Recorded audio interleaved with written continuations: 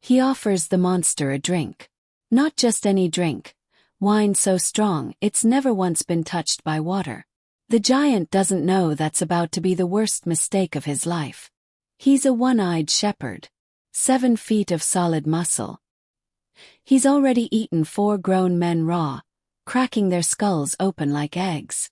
And right now he's asking the stranger standing in his cave one simple question.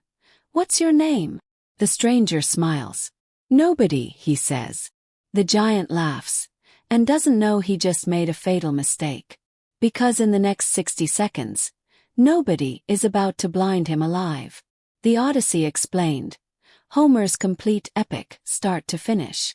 This isn't a myth you skimmed in a high school textbook. This is one of the greatest survival stories ever told. And almost none of it is the part people actually remember. Here's what nobody tells you. Getting home took this man longer than the entire war he just survived. 10 years. 12 ships, all destroyed. Every single man who sailed with him dead. A wife who waited 2 decades without knowing if he was alive or gone. And an ending so clever, so specific, that only one person on Earth could ever prove who he really was. This is the full story of the Odyssey, start to finish, in the order it actually happened. Stick around because the Cyclops isn't even the scariest thing he's about to face. Our story picks up where the Iliad leaves off. Troy has fallen, thanks in no small part to the cunning of Odysseus, king of Ithaca. Now all he and his men want is to go home. With a fleet of 12 ships, they set sail, believing the worst is behind them. They are wrong. Their first stop is Ismarus, land of the Cyclops, allies of Troy. Still in a wartime mindset, they sack the city and feast on the beaches, ignoring Odysseus's warnings to leave quickly. Their greed gives the Cyclops time to regroup. At dawn, the Cyclops attack, and Odysseus loses men from every ship. Chastened and mourning, they're driven back to sea, where a storm blows them wildly off course for 9 days. When it finally subsides, they find the land of the lotus-eaters. The inhabitants are gentle, welcoming, and they offer some of Odysseus's men their local delicacy, the honey-sweet lotus fruit. The effect is immediate. Any man who tastes it loses all desire to go home.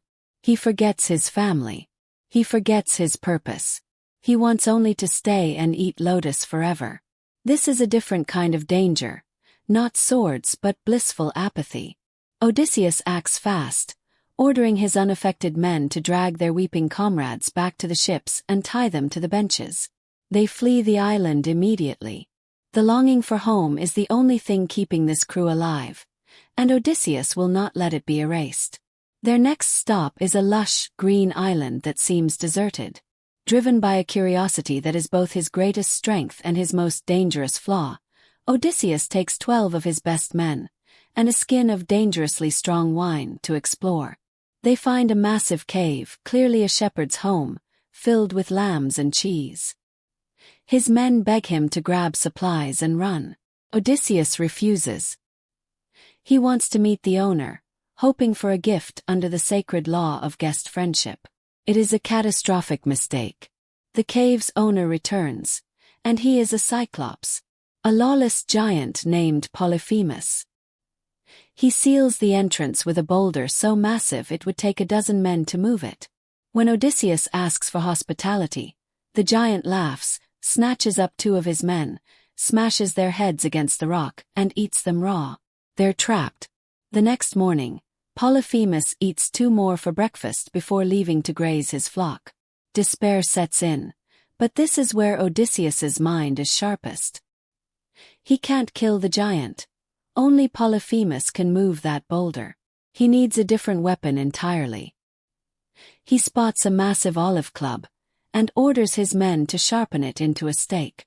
That evening, after Polyphemus eats 2 more men, Odysseus makes his move. He offers the giant the wine, undiluted, far stronger than anything Polyphemus has ever tasted. Delighted, the giant demands his name in return for a gift. "My name is Nobody." Polyphemus laughs and promises to eat Nobody last of all. Then he collapses dead drunk. Odysseus and his men heat the stake in the fire and drive it into the giant's single eye. His scream brings the other cyclopes running to the cave. "Who's hurting you?" they call out. And through the agony, all Polyphemus can roar back is the truth. "Nobody is killing me." Confused, his brothers walk away, assuming he's been struck with some divine madness. Part 1 of the plan works. But they're still sealed inside. The next morning, the blinded giant rolls back the stone to let his sheep graze, running his hands along each animal's back to check for escaping men. Odysseus has already tied his men to the bellies of the largest rams. He himself clings beneath the biggest ram in the flock. One by one, they slip past Polyphemus's hands, undetected. Once safely aboard ship, Odysseus cannot resist one final act of pride. He shouts back across the water, "If anyone asks who blinded you, tell them it was Odysseus, son of Laertes of Ithaca." It is a fatal mistake. Polyphemus now has a name to curse, and he is the son of Poseidon, god of the sea. He prays to his father, "Let Odysseus never reach home. Or if he must, let him arrive broken, alone, having lost every man, to find ruin waiting in his own house." Poseidon hears him. From this moment forward, the god of the sea will hunt Odysseus without mercy. Hope returns briefly at the island of Aeolus, keeper of the winds. As a parting gift, he gives Odysseus a leather bag containing every storm wind in existence, leaving only the gentle west wind free to carry them home. For 9 days they sail. On the 10th, Odysseus can see men tending fires on the shore of Ithaca itself. Exhausted, he finally allows himself to sleep. That is when his crew's greed takes over. They've spent 9 days eyeing that bag, whispering that it must be treasure Odysseus is hoarding for himself. Consumed by envy, they open it. A furious tempest of contrary winds explodes outward, hurling every ship back across the sea they just crossed, all the way back to Aeolus's island. A devastated Odysseus begs for help a second time. Aeolus refuses. He is now convinced Odysseus is cursed by the gods themselves, and he will not risk his own favor to help him. Next comes the land of the Laestrygonians, cannibal giants. 11 of Odysseus's 12 ships sail into a narrow harbor, where the giants hurl boulders down from the cliffs, smashing hull after hull, spearing sailors like fish. Odysseus, watching in horror from the one ship still outside the harbor, cuts his anchor and flees. In minutes, he has lost 11 ships and nearly all of his remaining men. One ship left. He lands on the island of Aea, where he sends a scouting party led by Eurylochus toward a plume of smoke. They find a palace surrounded by strangely docile wolves and lions, and a beautiful woman singing at a loom, Circe, a powerful sorceress. She welcomes the men with food and wine. All but the suspicious Eurylochus accept. The moment they've eaten, Circe taps them with her wand, and they become pigs, trapped with human minds inside animal bodies. A terrified Eurylochus flees back to warn Odysseus. On his way to confront her, Odysseus is intercepted by the god Hermes, who hands him a magical herb called moly to make him immune to Circe's magic, and precise instructions. When she raises her wand, draw your sword. He follows the plan exactly. Her spell fails.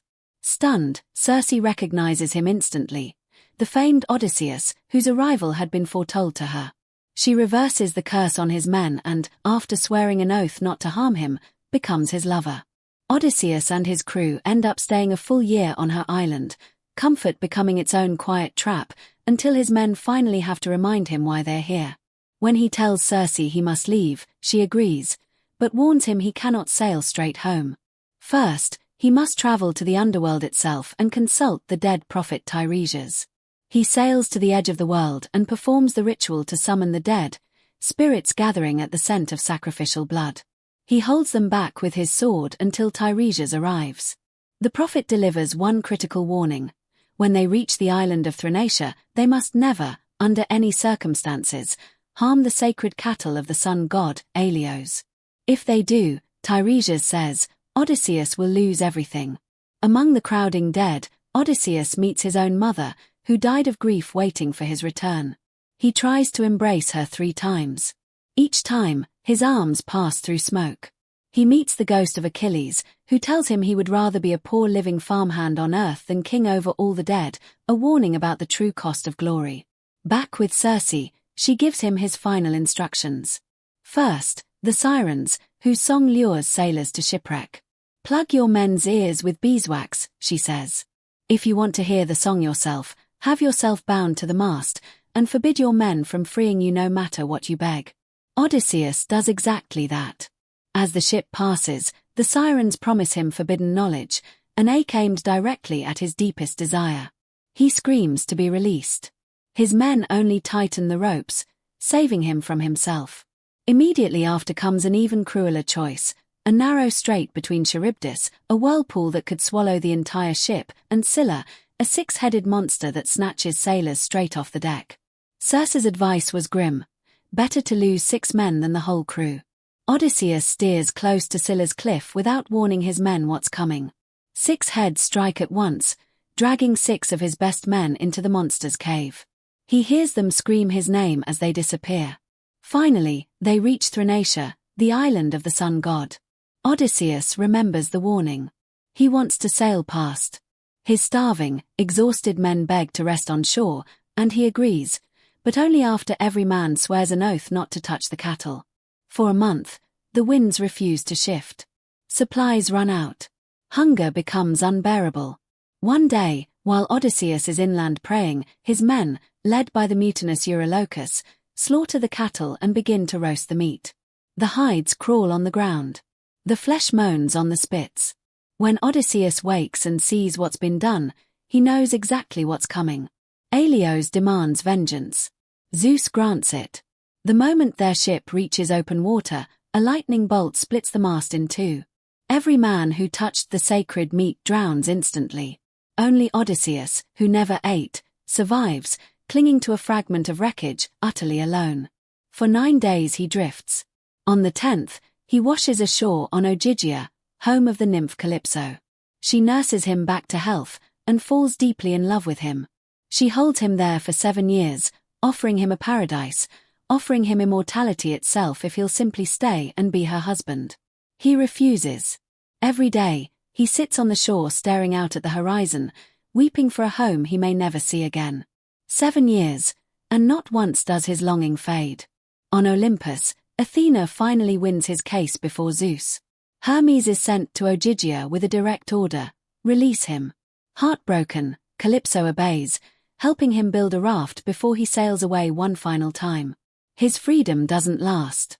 Poseidon spots him and unleashes one last storm, smashing the raft to pieces. For 2 days he's battered by the waves, barely alive, before washing ashore on the island of the Phaeacians. He's found asleep on the beach by the young princess Nausicaa, who leads him gently to her father's palace. King Alcinous welcomes him without even asking his name first. Food, comfort, shelter, offered freely. At a banquet that night, a bard sings of the Trojan War, and Odysseus weeps openly. Only then does the king ask who he is. And for the first time, Odysseus tells the entire story out loud, Cicones to Cyclops to Calypso, everything. The Phaeacians are moved to tears. They load him with treasure and place him aboard one of their magically swift ships. He falls asleep on the voyage. When he wakes, 20 years after he first sailed for Troy, he is finally, quietly, home. He doesn't recognize it at first. Athena has shrouded the shore in mist. When she reveals herself, she also transforms him into a wretched old beggar, so he can enter his own kingdom unseen. What he finds is devastating. His palace has been overrun by 108 suitors, feasting through his wealth day and night, each one pressuring his wife Penelope to remarry, certain after 20 years that Odysseus is dead. Penelope has held them off through sheer cunning, famously weaving a burial shroud by day and unraveling it by night, but that trick has been discovered, and the pressure on her is unbearable. Disguised, Odysseus first finds his loyal swineherd, Eumaeus, who, without recognizing his king, still offers the old beggar genuine hospitality.